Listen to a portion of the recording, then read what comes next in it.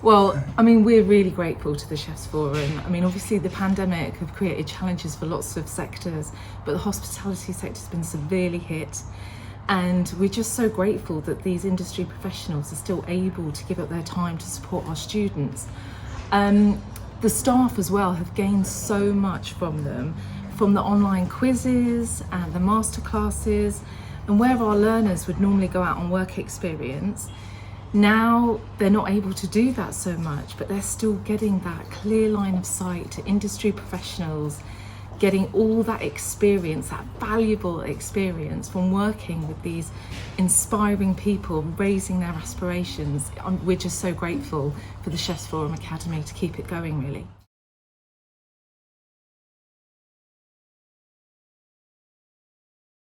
Absolutely. I mean, you know, that we have learners that have challenges as well around digital poverty, and you know, some people don't have all the tech to access from home, but we're able to support them in the college as well to access that side of things.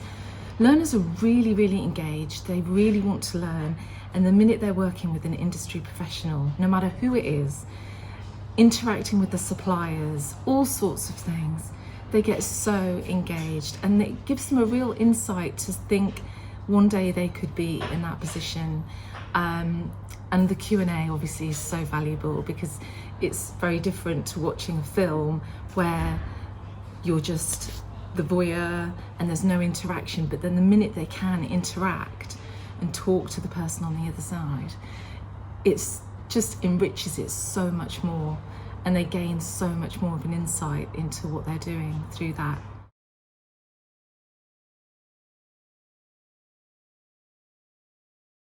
Yeah, and kitchens that they would never ever dream would look like that. They'd never have that experience of looking like. I mean, the big thing for us at West London College is we have a lot of learners that come from a variety of backgrounds, many of which these learners would never ever even get to go out and eat in these sort of establishments, never mind see in the kitchens and experience what it is like to be back of house, working on these incredible dishes, and then, you know, working under time pressures and all that side of the industry that you wouldn't necessarily think of if you're just out having dinner somewhere. But I think, yeah, working in the, seeing the actual industry kitchen as well. Obviously we have kitchens here, but it's not quite the same as going to an establishment where it's like the proper pressure and all the equipment, and seeing how professional things are, and also seeing into people's homes on occasion as well. And they've been so grateful to, you know, have that opportunity to see into someone's life. And we really saw that last year when we had the opportunity to take a group of students to the Dorchester, and they worked on all these canapes to go out amongst the guests at the event.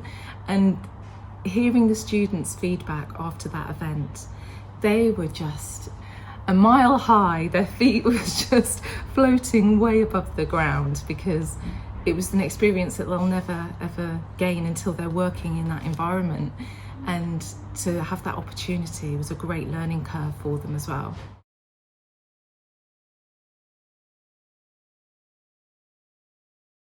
You know, obviously with the pandemic, it's been a challenge, but and there are some sectors that are really struggling to recruit into.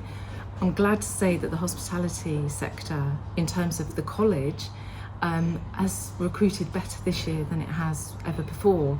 And I think people do recognise that as soon as you do get the opportunity to go out, people do want to go and eat.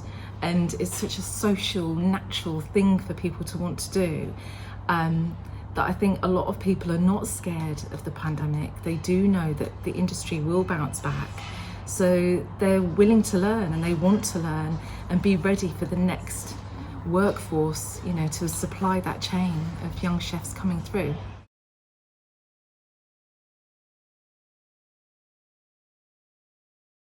I think we'll have to be a lot more creative in terms of front of house, but I think the industry will bounce back. And I think it, you know, human beings as social people will always want to interact over food and wine, and beverages in general.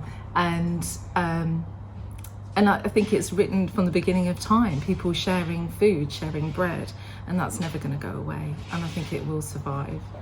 But what it looks like, it might look different in the future, but you know, I think there'll be an industry that will be there and people will want to support it.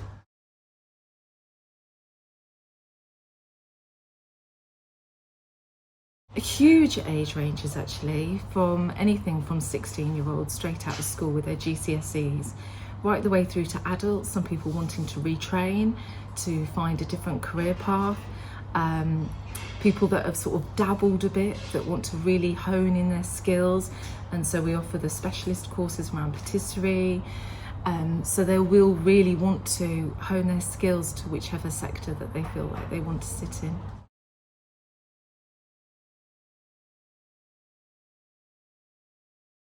That's difficult to say. I mean, it's pretty well spread, but you know, culinary skills, patisserie is always really popular, all the professional cookery, again, food and beverage as well, and front of house, all that sort of stuff. It's a real mix, and it's a real mix of age groups that are interested in those specific areas. And I think for us, a lot of young people coming from school won't necessarily understand the difference between the different courses. So our teachers are really experienced. Obviously, we've got a great team here, and they really help the learners sort of unpick what part of the sector are they really interested in. And obviously the lower level courses cover a wide range of skills, and then they can really refine their skills as they progress through the levels. So there's a lot of advice and guidance that goes with it. And again, the Chefs Forum Academy, offering these industry professionals talking about different parts of the sector as well, really helps them make informed choices about where their future career, which direction they might go in.